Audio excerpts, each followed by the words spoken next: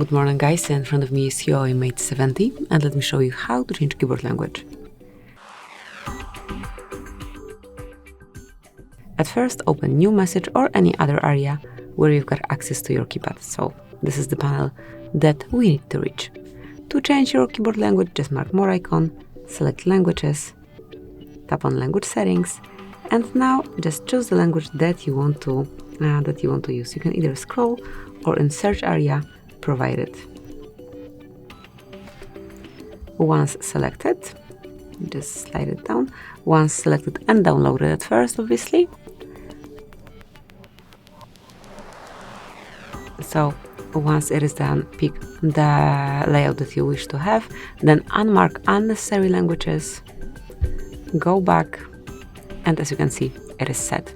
So this is it. Thank you for watching. Please subscribe our channel and leave the thumbs up.